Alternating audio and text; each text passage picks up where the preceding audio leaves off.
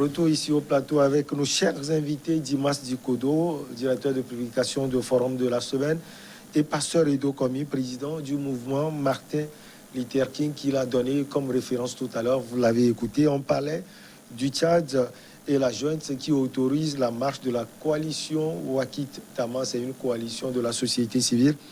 Dimas Dikodo, même question à vous également. Il dénonce la confiscation à venir du pouvoir en place. Cela veut dire qu'ils ont senti quelque chose. Non. Tout le monde sait que... Le pouvoir est déjà confisqué.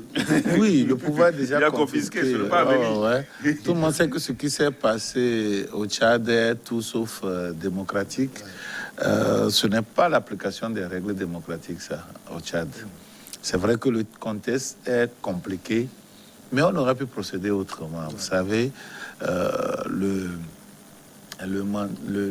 l'épée doit toujours ployer devant le manteau. Ils doivent amener la sécurité autour des dirigeants et non pas venir prendre la place des dirigeants. Je ne l'ai pas accepté au Togo, je ne l'ai pas accepté au Mali, je ne vais pas l'accepter au Tchad. Ce n'est qu'un principe fondamental. Et je suis très content et très fier qu'au Togo, on a rétropédalé, on a pensé que c'est ce qu'on pouvait faire pour sauver la situation. Mais quand on a procédé autrement et que Abbas Bonfo, au niveau de l'Assemblée nationale, paix à son âme, a pris le devant, on a organisé les élections. Nous ne nous étions pas compris. Il y a eu des morts inutiles qu'on pouvait éviter. Mais malheureusement, ça s'est passé comme ça. Bon, on a tourné une page, mais on a quand même... Et heureusement, on s'est racheté. Oui. On a quand même donné une leçon à la communauté internationale et à la communauté africaine qu'on pouvait faire autrement, quelle que soit la situation. On pouvait laisser les civils accomplir les exigences constitutionnelles pour pouvoir remettre le pouvoir entre les mains de celui qui a gagné. Et donc au Tchad, je pense qu'on n'a pas besoin de mettre le fils Déby là-bas obligatoirement pour que la paix règne au Tchad. Quand ils le font, quand ils le font, c'est que ils veulent confisquer le pouvoir, c'est tout. On aurait pu laisser de manière dynastique. Oui. Ici, il n'y a pas un délit de parenté. Hein. Tout ce que Déby a fait, il a fait en son nom d'Idriss Déby Itno. Tout ce que Mahamat est en train de faire, il le fait en son nom. Pour moi, il n'y a pas un délit de parenté. On devait plutôt... C'est la succession, là. C'est de ça on parle. Oui, c'est la succession qui pose problème. Oui. Et la succession, c'est pas parce qu'il est le fils de Déby que moi, ça me pose problème de conscience. Ce qui me pose problème, c'est la violation... Il pourrait devenir président. Oui, c'est la violation des tests. Voilà. C'est la violation des tests. Des tests. De la Constitution. On pouvait prendre un autre général, mettre à sa place, qui ne soit pas son fils. Élections après. Oui, pour moi, ça pose problème. C'est-à-dire qu'on peut prendre une autre personne, mettre à sa place, qui ne soit pas le fils d'Idriss Déby. Ça pose toujours problème pour moi. Parce que ce n'est pas ce que les tests ont. Non, parce que justement, les tests n'est pas respecté. Voilà. Il faudrait que les tests soient respectés. Si c'est que c'est son fils qui était président de l'Assemblée nationale. Là, c'est constitutionnel. Le problème ne se pose pas. Le problème ne va pas se poser. Vous voyez, donc ce n'est pas une question de dynastie. Personne ne savait pas. Le gars n'était pas malade. Il n'était pas malade. Il a été tué. Bon, vous voyez. Donc, je pense que les Tchadiens doivent se réveiller. À avoir toujours cette réputation de pays dictateur, de pays qui viole les droits de l'homme, de pays qui bafoue la dignité de son peuple, ça n'a rien de... Est-ce qu'il ne faut pas oublier de pays toujours pauvres? Les populations sont toujours pauvres. Vous allez en N'Djamena, je suis allé en N'Djamena, apparemment ce n'est pas grand-chose. Ça a grand nom, mais quand vous allez en N'Djamena, il n'y a pas grand-chose. Un pays exportateur de pétrole. Pétrole qui est pauvre, hein, dont les populations, la majorité des populations. Ça n'a même pas de sens. Ça n'a même pas de sens. Hein?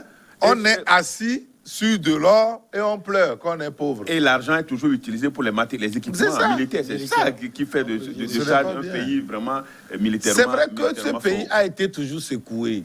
depuis son indépendance, ce pays a été avec la Libye, avec la Libye, avec la bande d'Aouzou, oui, tout. On ne veut pas laisser ce pays tranquille. Également géographique. Ça, c'est géographique aussi. Hein, mais c'est stratégique. Ça ne veut pas. Ça ne peut pas empêcher ce pays d'être sur les rails démocratiques. Mais c'est ça. Donc, ce qui s'est passé après le décès d'Idriss Déby, c'est tout sauf respect des tests. Et aujourd'hui, les Tchadiens ont beaucoup de choses ont devant eux de longs jours. Les gens disent qu'on peut avoir encore 18 mois de plus. Hein. Oui, mais c'est ce que la charte n'est pas claire. La charte de la transition n'est pas claire. Et ils disent, la dernière fois, ils ont demandé si la communauté internationale ne les accompagne pas. Donc, ils ont droit encore à 18 mois de plus. Donc, ce qui fait 36. Ce qui fait 3 ans. Donc, mais qui est fou? Qui est fou de qui? Comme on le dit souvent. Ils vont vouloir rallonger la transition. Certainement, ils sont dans la dynamique de rallonger. S'il n'y a pas en face une opposition solide pour pouvoir les rappeler à l'ordre, donc, c'est parti pour durer 36 mois. On va sortir de ce sujet sur le Tchad. On voit la société civile. Il faudrait qu'on arrive à voir aussi l'opposition, et surtout en bloc. Je pense que l'opposition, en quelque sorte, a démissionné de façon frontale et s'est cachée un tout petit peu derrière la société civile pour agir. Mais une partie de l'opposition est entrée, est déjà dans le gouvernement. Ils sont partis et d'autres... Non, c'est Sucé Masra, lui n'est pas... Je crois que c'est lui le jeune. Masra, le jeune. Oui, c'est lui, très jeune, maintenant qui bouscule un peu avec la société civile. Sucé Masra. Sinon, l'opposition, je crois, son parti est dans le gouvernement. Oh, je profite pour saluer depuis N'Djamena les amis, l'ancien président de la Ligue tchadienne des droits de l'homme, Salvaï Ténébaï. Je le salue et salue toute la famille des démocrates et des défenseurs des droits de l'homme. Oui, je le salue aussi parce que je l'avais rencontré une fois à Dakar, lors d'une rencontre des droits de l'homme à Dakar. On va passer à la Côte d'Ivoire.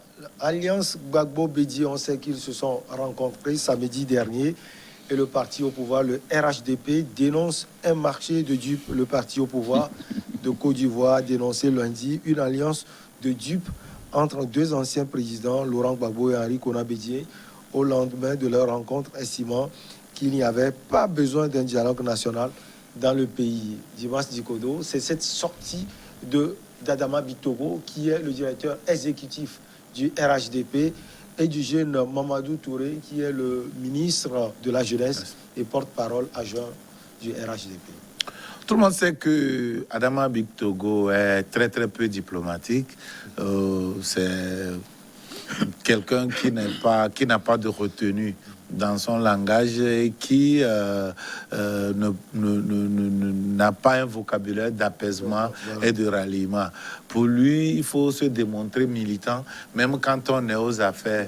Non, je pense qu'il doit se départir. Ouais, il faut être zélé. Il faut se départir. Pas comme le Premier ministre, l'autre, comment il s'appelle? Bien sûr. Il est plus posé.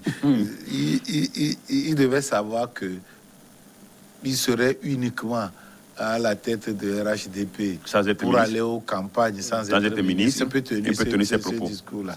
Mais étant aux affaires, un serviteur du peuple, il doit quand même mesurer ses propos. Et surtout que quand Gbagbo a parlé, il n'a pas évoqué le nom de Ouattara.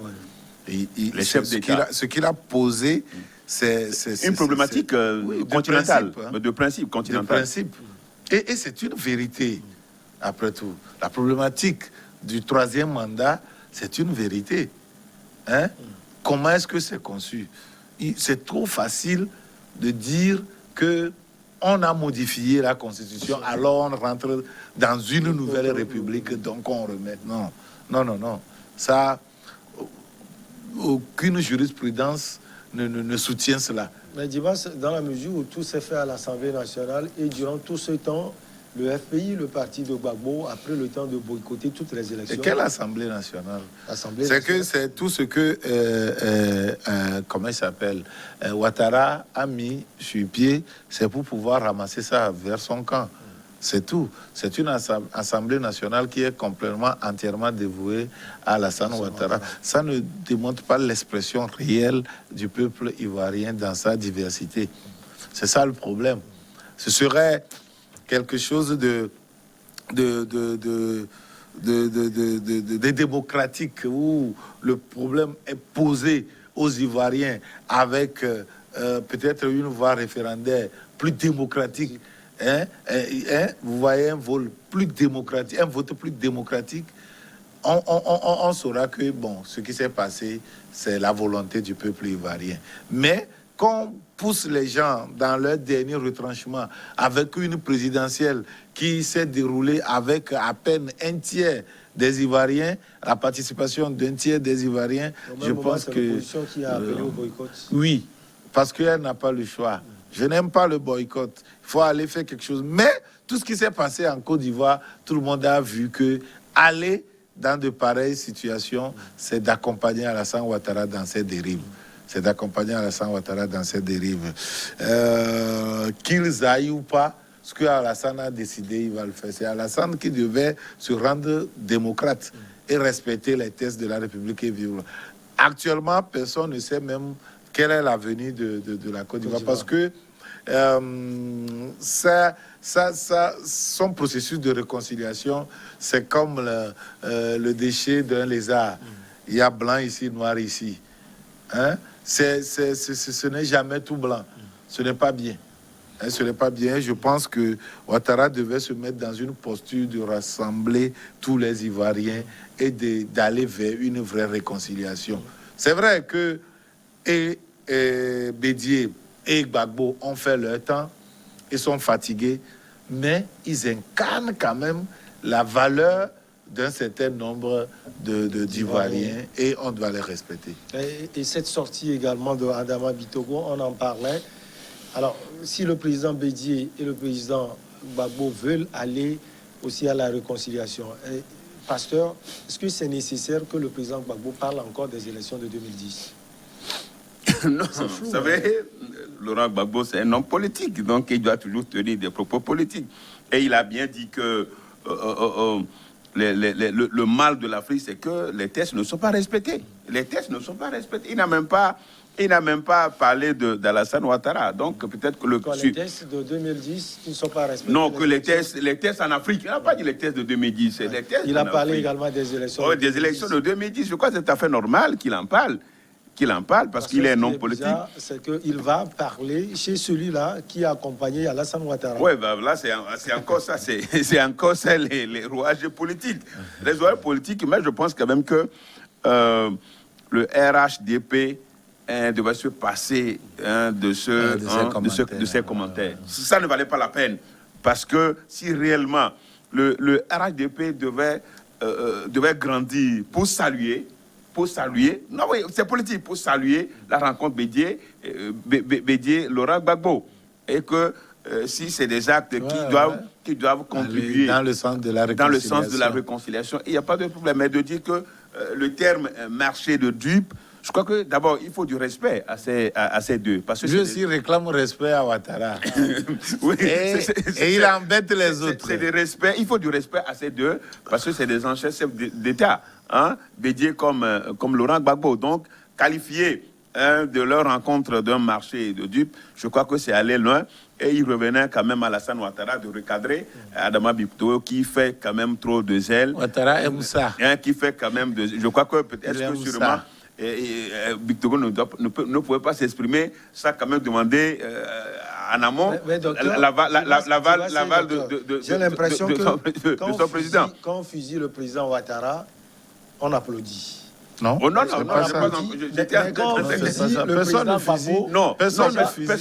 Non, je crois que quand on fait bien, le RHDP va à gauche. Non, mais attends, quand Gbagbo plutôt était revenu la fois dernière et a divorcé et a exposé sa femme, a procédé, oui, bien sûr. On a dénoncé. Donc on dénonce. C'est pas bien. On n'est pas c'est pas vous deux. On n'est pas, non, justement, parce que quand vous parlez, vous savez ce qui s'est passé, le troisième mandat d'Alassane Ouattara n'a pas seulement mécontenté les Ivoiriens, mais a mécontenté les Africains. C'est tous les Africains. Parce qu'on l'avait applaudi quand il a choisi Gon Koulibaly. Mais après le décès, il aurait pu grandir encore pour choisir un autre candidat, sachant qu'il a l'appareil. Il tient toujours l'appareil de l'État. Et que le train ils avaient tout à leur disposition pour faire passer le candidat. On aurait cru qu'il a fait trépasser on aurait cru Gon Koulibaly pour pouvoir prendre sa place. Les tenants de cette thèse sont nombreux. Les tenants de cette thèse sont nombreux. Comme quoi, il a fait trépasser. Il a fait aussi. Le faire aussitôt. Non, s'il a fait très tôt, il n'allait pas bénéficier de ça. Donc il faut rester au dernier moment pour dire qu'il est devant une impasse et que c'est. On aurait trouvé un candidat, mais de très serré pour dire que devant cette situation, c'est lui qui est la solution. J'ai pris une phrase de Pasteur Edo qui dit que le président Ouattara a l'appareil de l'État. Il pouvait sortir même en choisissant quelqu'un d'autre. Mais quand vous écoutez le président Ouattara, il dit c'est parce qu'on risque d'être divisé dans mon parti, le RHDP. C'est pourquoi je me mets finalement devant, puisque la Constitution... Donc il est le seul rassembleur. Quand il n'aura pas... Quand il ne sera plus... ne va plus exister. Il n'aime pas frauder. Comme il tient l'appareil de l'État, il n'aime pas frauder. Et donc il veut des élections libres et transparentes. Il dirige un parti qui ne peut suivre que par lui. Oui, c'est ça. Ce n'est pas un parti viable. Il devient le président fondateur de Maman. Ce n'est pas un parti viable. C'est l'impression qu'on a au niveau de tous les partis. Presque. En Côte d'Ivoire, le FPI l'a montré à suffisance. Le PDCI également. Non, à l'époque, Laurent Gbagbo était le président. Il n'était pas le président du FPI. Il était président de la République. Mais ce n'était pas lui le président. C'est Afin Guessa qui était le président du FPI. Donc c'est justement, vous tendez un piège parce que, justement, quand on est président de la République, on doit être au-dessus de la mêlée. On ne peut plus être président du parti politique. Quand on est président de la République, il faut quelqu'un d'autre être président de ce parti pour pouvoir gérer tous les citoyens. Mais quand on est président de la République et président de son parti, vous convenez qu'on ira seulement dans l'intérêt de ce parti. Est-ce que ce n'est pas parce que Afin Guessa est le président légitime du PDC, du FPI? La légitimité, ça dépend de ce que vous... La légitimité est issue du droit. S'il est légalement porté à la tête du parti comme tel, il est légitime, il a quoi là? Mais ça ne veut pas dire que... le parti lui revient de droit. Voilà, le parti lui appartient. Non. Non. Gbagbo ne peut pas dire que le FPI lui appartient. Non, un parti qui ne peut pas se passer d'un seul homme, aussi charismatique soit-il. Et appelé à mourir quand l'autre, le fondateur n'est pas là. Le PDCI aussi l'a montré. Le PDCI a des écarts entre le président. Le PDCI a survécu. Le PDCI a survécu malgré tout. Et en 2020, ils ne se sont pas bien compris, mais ils sont là. Ils ne se sont pas compris. C'est tout à fait normal parce que les adversaires politiques leur donnaient des coups. Et c'est ça. Mais il faut reconnaître que Adama Bitogo et son Ouattara, je pense qu'ils doivent aller réellement à l'école de la réconciliation. Ils tireront toutes les dividendes d'un pays réconcilié. Parce que la Côte d'Ivoire n'a plus intérêt à sombrer dans la violence. Non. Et les guerres, les guerres de mots, les provocations, actuellement, vous voyez que le jeune Blé Goudé, en qui beaucoup d'Ivoiriens se retrouvent à l'extérieur. Et de même que Soro Guillaume. Vous voyez, quelle est cette réconciliation qu'on fait de cette manière? Non. Je pense qu'il doit rassembler tous les Ivoiriens. Il en sortira grandi. C'est pas ça qui va l'empêcher de se faire élire. Non. Mais ce qu'il fait contre Blé Goudé et contre Soro, c'est des règlements de compte personnels. Ça n'a rien à voir avec la politique et ce n'est pas bien. Et même si Soro Guillaume tient des propos subversifs, Pasteur Edo Komi, non, je vous crois ne pensez pas que ce jeune aussi a... Il revient. Non, des fois aussi, il abuse. Il faut dire qu'il en fait de trop, parce que des propos, il est à l'extérieur, s'il veut rentrer en Côte d'Ivoire. Vous savez, vous avez vu Charles Goudé, depuis La Haye, il tient toujours des propos courtois, des propos de réconciliation. Ce qui veut dire qu'il a envie de rentrer en Côte d'Ivoire et contribuer. Charles Goudé revienne. Charles tient des propos apaisés. On ne lui permet pas de rentrer. Non, je crois que si Soro tient des propos incendiaires. Non, mais ça, je crois quand même qu'on n'a plus intérêt à tenir des propos de réconciliation. Au départ, Soro ne tenait pas ces propos-là. Quand son avion était détourné au-dessus d'Abidjan, il ne tenait pas ses propos. Pour le Ghana, c'est parce qu'il est poussé dans son dernier retranchement qu'il a commencé par tenir ces propos-là. Mais je crois je pense que si le langage des dirigeants ivoiriens change, vous allez voir que tout doit rentrer en ordre. C'est eux plutôt à leur niveau qui tiennent des propos incendiaires. C'est eux qui attaquent systématiquement les gens. C'est eux qui fabriquent des délits, des infractions pour attribuer à des gens, pour pouvoir les condamner à vie. Ils n'ont qu'à arrêter ça, là. Ce n'est pas bien.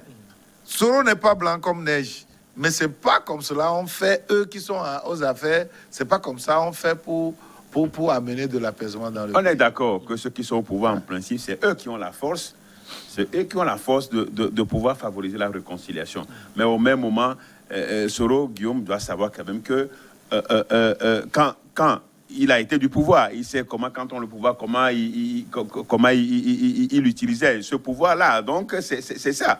Et pour moi, il doit toujours faire profil bas pour que on lit en lui celui qui veut vraiment revenir en Côte d'Ivoire. Mais je crois... Charles Goudé le fait, il ne lui est pas permis fondamentalement, pour Charles Goudé, il va rentrer, il va rentrer. Il suffit qu'il ait les papiers. Et qu'est-ce qu'il attend? Et cela, en principe... Un citoyen, ancien ministre. Ne doit pas, ancien ministre. Non, parce qu'on lui dit qu'on le lui empêche. On ne lui reconnaît pas le titre d'ancien ministre. Pourquoi on va lui dénuer ça? Pourquoi on va lui dénuer ça? C'est dans le gouvernement de crise. Et après, un gouvernement de crise n'est pas un gouvernement. Ce gouvernement, c'est quand le président c'est quand il y a le problème de... Et après, il a été ministre ou pas?